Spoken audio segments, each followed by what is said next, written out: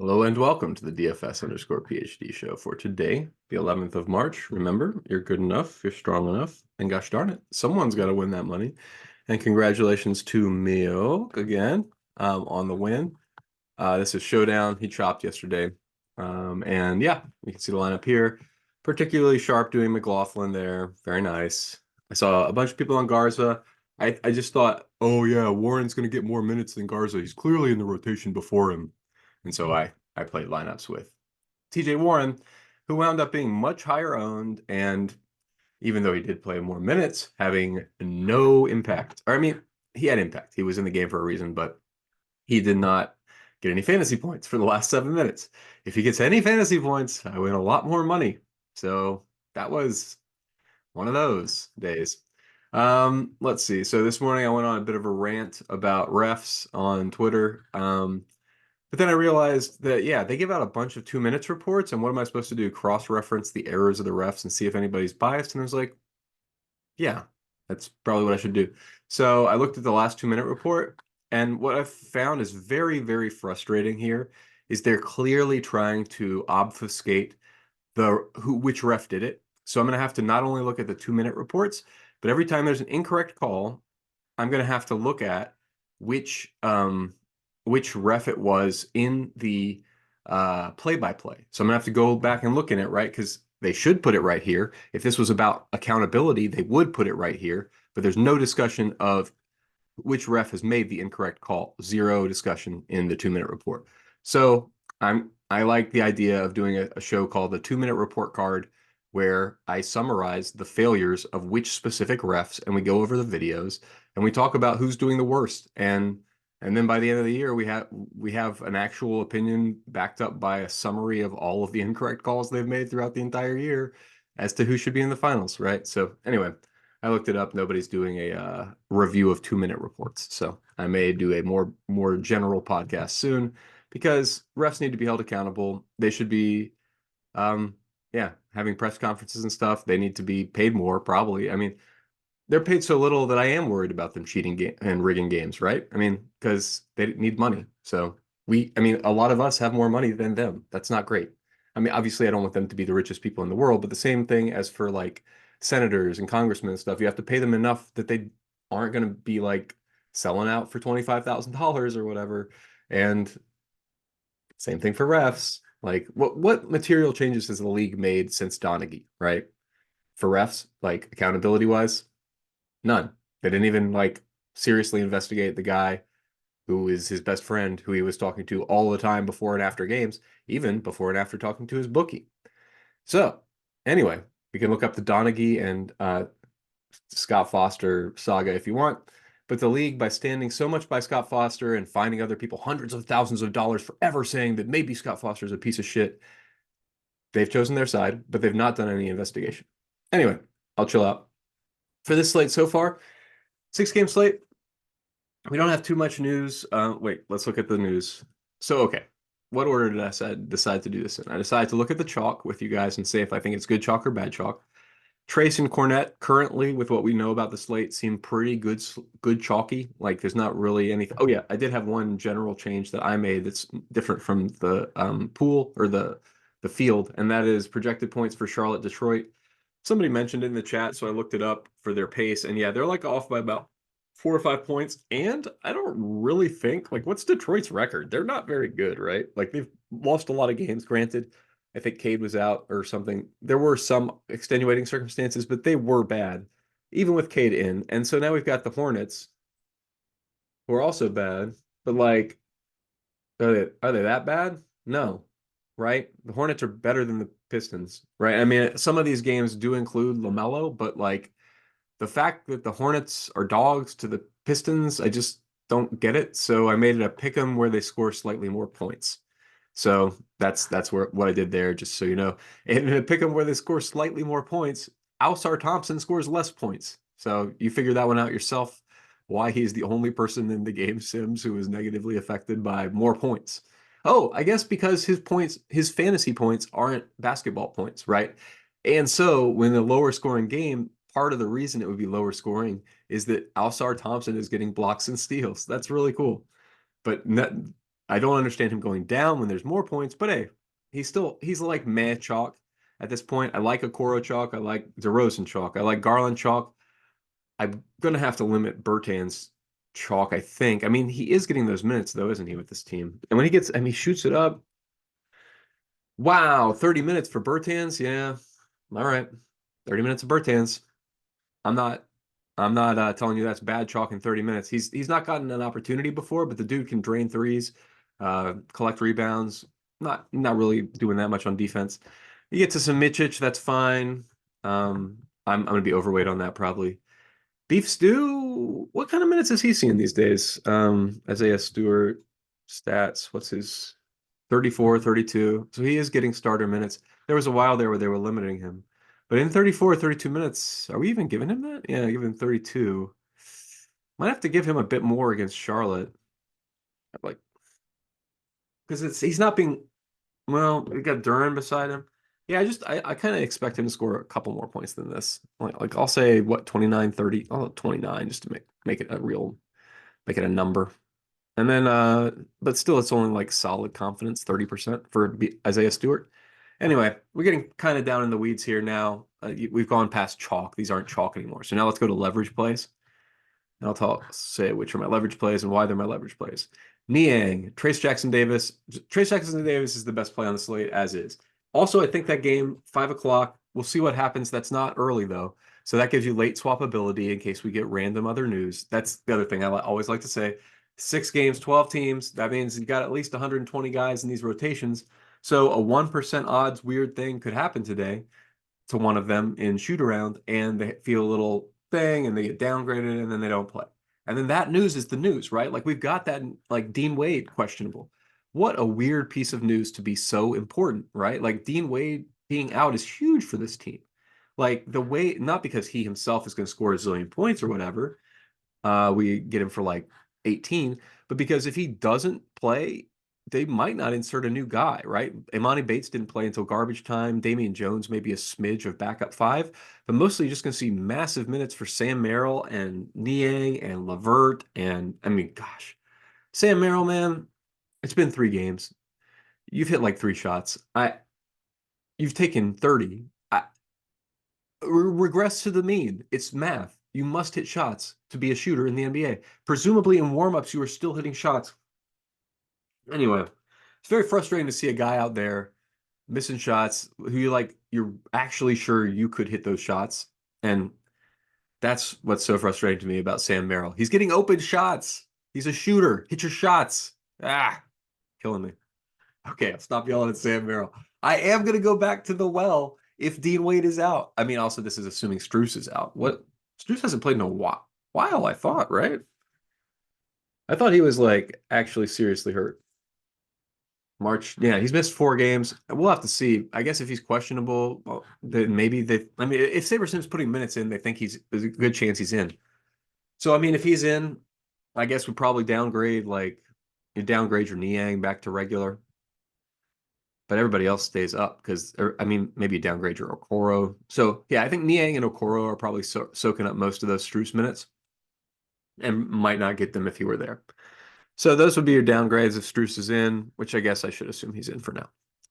But also, if Dean Wade's out, that's more of a boost to, let's see, who gets that boost? Dean Wade minutes. Oh, Niang back. Okay, so I boost Niang again.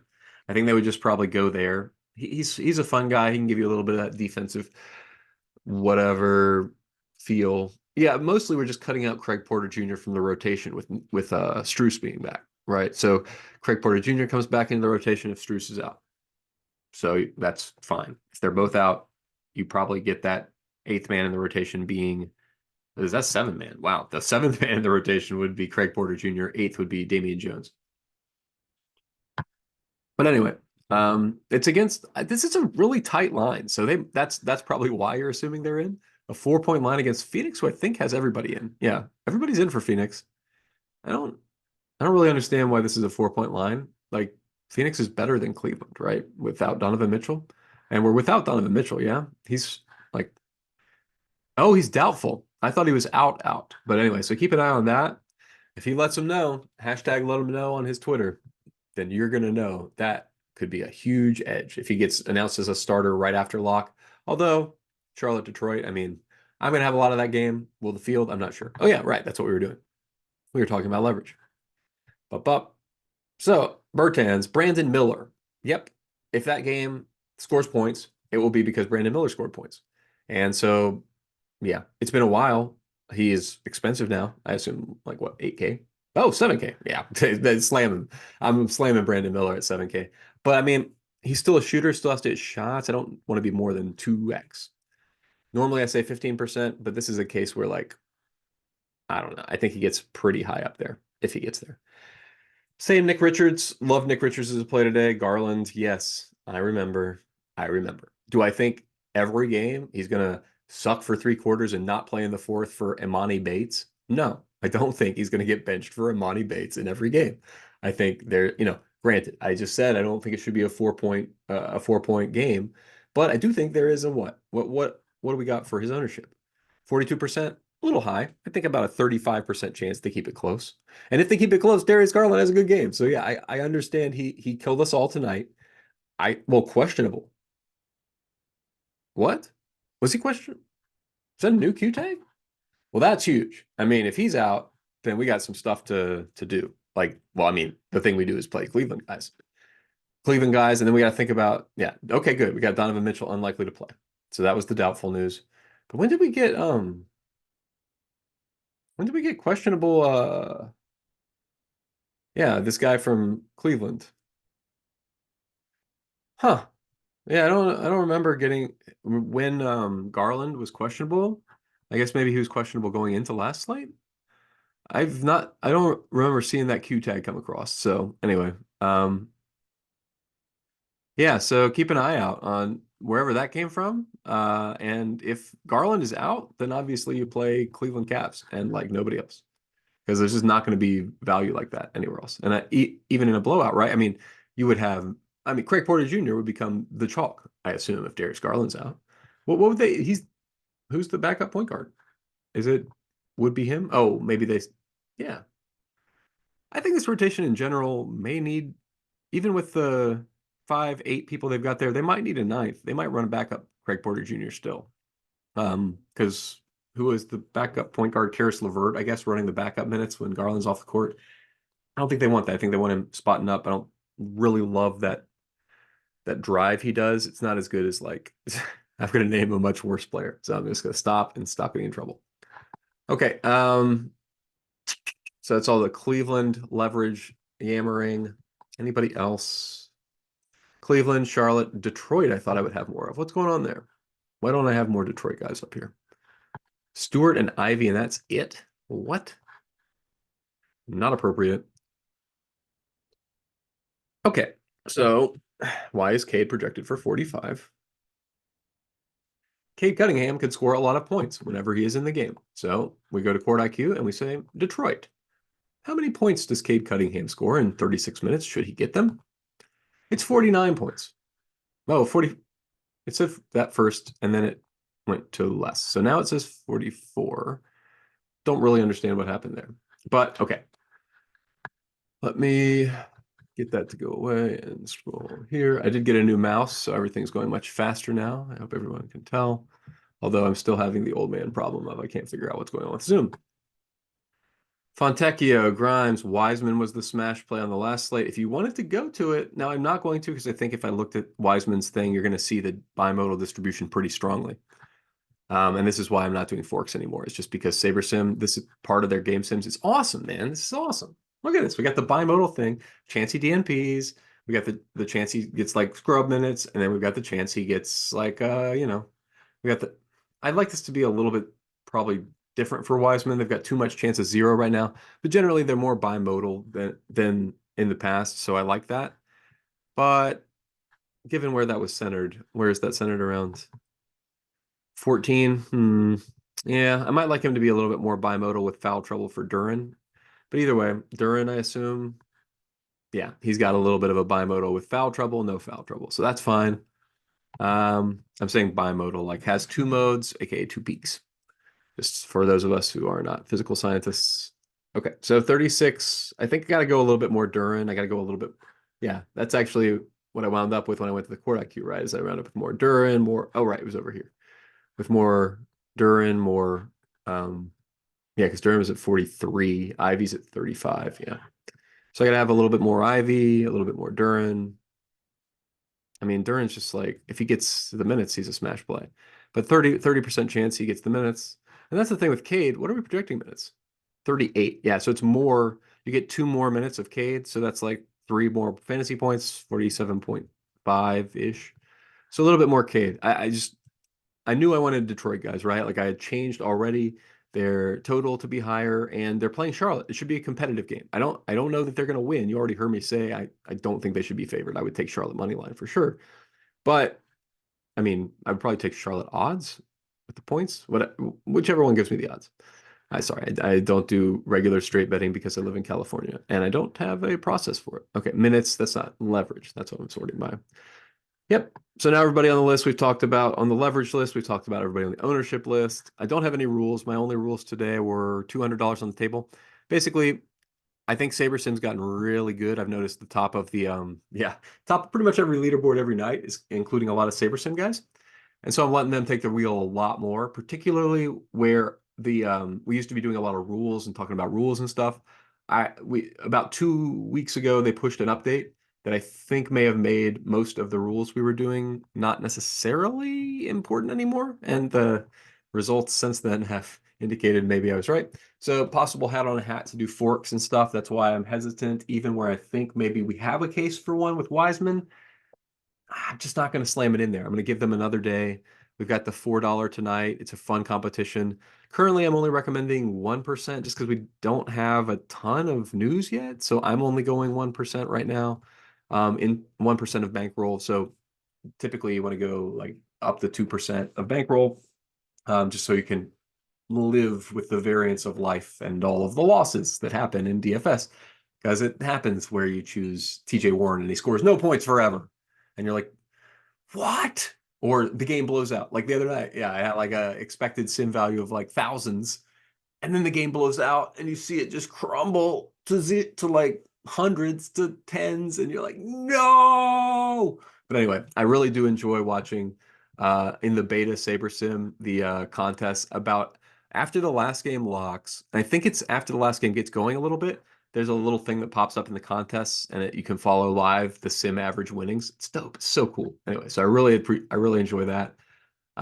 Even though it's been nothing but pain for me so far. Also, it's a little bit off, like it's kind of miscounting things a little bit, being a slightly too optimistic, I think. But whatever, that's fun. I mean, it's a beta, that's what I'm over there to help them with whatever. I really, really like this product. So I'm trying to refocus on that. Let's see, is Boucher not questionable? Oh, double check, man. I'm worried about that. He had a non-con was it non-contact? He had some kind of. I worried about the way that knee injury looked. Did not look good. So I'm worried about Boucher tonight. Keep an eye on that. And that's if that's late news, that could be something. So I'm going to leave Boucher as like a reasonably high owned play. Also, because in a blowout, Boucher can get the. I just really want him to play tonight. If he doesn't, who else is there? Is Thad still there? I don't think so. You got stupid people back there now. No offense. No offense to these millionaires who I just called stupid people. But I don't think Javon Freeman Liberty's that good of a basketball player, but he could win you a tournament tonight if Boucher is out. Because they just randomly run this guy and then they have somebody else go small ball, like, I don't know. Well, who was it even? Like Bruce Brown. That's right. That's why they got Bruce Brown on the team, so he can be your point guard, power forward. So I think that's probably don't play Bruce Brown. He's way overpriced on this Toronto team. Really, everybody is like, Quickly and Barrett have had. I mean, Barnes is still out. So with Barnes out, what's going on with this team? We got to have a little bit of a look at the usage rates for Toronto, because Scotty Barnes is the highest usage guy on this team since they've traded all of the other guys they used to be on the team. Yeah, and why am I not getting any Schroeder? Hold on. We got some things to look at here. So with Scotty Barnes off the court, what whole games, please? We don't need like the 5 minutes that Mamadou Gay played or something. Okay, yeah, quickly he's going to get the most minutes bump and the most points, and it's 46, and I think that's about where. No, that's way less than we've got him. Yeah, that's what I was thinking. Like now it's a blowout, right? So 13-point dogs. But if it stays close, it stays close because of Quickly. And if Quickly's going to be 3% on this slate, I'm going to definitely have my 15% chance that Quickly gets his shots in there. Because, like, yeah, I'll just die on that hill. That's maybe I'll say 10%. Yeah, because if he's 3%, I'll be 3x the field on him and not have that high of a, yeah, that's not that crazy. See, I'm not that crazy. That's what all the smartest people are always saying. I'm not that crazy. Olynyk's been rocking it in those games. What else we got? Boucher, obviously. I want 37 for Barrett. That seems like that's where we got him. Can't really boost Barrett. But I did want to boost Olynyk, I think, a bit, right? Or is that a minutes thing? Yeah, because he'd get 39 if he got 36, but we're not thinking he gets 36, right? 28. Okay, Olynyk stats. Now we are doing box score, watching 32 in the last game. That's what I was thinking. He has upside to get a couple more minutes in these games, but that's going to be covered in his. Yeah, we've already covered the upside somewhere in his game sims. They'll be there. So I'm not worried about that. Yeah. So, we were already covering a few 50-point games, 1% chance of a 50-point game from Kelly Olynyk. Seems pretty optimistic. So I'm going to leave that 20% Boucher. Fine. Okay. So we've looked at all the questionable spots today. Boston, Portland. I mean, do I get anybody from this game? I imagine not. Number one, why is it a 10-point spread? Is everybody out for Boston? I mean, just they should wax them so handily. Yes. Is everybody out for Boston? Glad I asked that question just before the end of the stream because that's probably the news you've already gotten from Shoot Around. Questionable Drew Holiday, questionable Derek White, questionable Jaylen Brown, questionable Jason Tatum. So, well, yeah, if those guys are out, play Boston, right? And also that explains why it's a 10-point spread. That suggests to me, and let's look also when you see something like that, you want to look at line movement, NBA, just to get a sense of what Vegas feels like is happening. Like, did anybody get some news on this? Is Donaghy out there leaking whatever is that version of Don? Well, it's not the same thing, but you know what I mean. Oh ho, it has widened. Yes, the spread has widened to 9.5 from initially 7.5. So it looks like, yeah, they're questionable, but less questionable than initially. I don't know. 2 points is not that many. And plus, do I think even the backup Celtics could completely smash Portland by 10? Yes. So, I mean, it's possibly just thinking that Peyton Pritchard can complete. Yeah, that's who it is, right? I mean, just so we can say it. You play Peyton Pritchard. He's under 4K, 30 window. 3,800. Yes, he's under 4. I thought that I saw Cornette's price. Cornette's great. He's chalk for a reason, but he's going to be either way fine. But Peyton Pritchard just becomes pretty much core if all these questionable guys are out. Hauser becomes a really solid play. And then you got to think about on the other side, like guys who probably were going to get blown out probably aren't going to get blown out anymore. So on the other side, Simons looks a lot better if he's really 1%. And if we get this news late, it's the most beautiful thing. So that's why we late swap. That's why we play whatever 50, 25, however many lineups you're playing, so that you can have a few of them you can make this monster move with, right? And that's the move. The move is if you get late news in this standalone late game, which is on the slate. So some casuals might not have even played on too many slates like this, right? Like they generally have been breaking them apart into a showdown or whatever, and not leaving this on the slate. By the way, I definitely like them doing that today, leaving it on the slate. 6 games, way better than 5 games. But this last game is quite weird, right? Because if everybody's ruled in and you have a lot of exposure, you're probably dead. But if everybody's ruled out and you have a lot of exposure, you are the nuts. So figure it out how you want to play it after shoot around. You get the news. If everybody's still questionable, right? Like if that's the update after shoot around, like so and so still questionable, or like game time decision or whatever. That's not a real game time decision. Keep an eye on the line movement. That means a couple of these guys are going to sit, right? I mean, why else be cagey about it? So I think, and they're just deciding, like maybe they pull straws, maybe whatever it is, but like they ask legitimately which one of you feels the worst and actually could use the couple days off or whatever. But Boston doesn't need all their guys to beat Portland, and they don't need all their guys to even make a 10-point line. So keep an eye on that. Glad I double checked questionable guys. I remember hearing some news about that last night. But any other questionable guys who we're giving points to? Oh, you know what I can do? Can I just? Yeah. Okay. Cool. if I hash it by questionable, then we can just look at questionable guys with points. Yeah, so the most important questionable guys are Tatum, Garland. Garland, yeah, we already talked about that. All right. Well, I got to get going to school today for my kid, but remember, you're good enough, you're strong enough, and gosh darn it, someone's got to win that money. Might as well be us, and congrats again. Oh, nice win.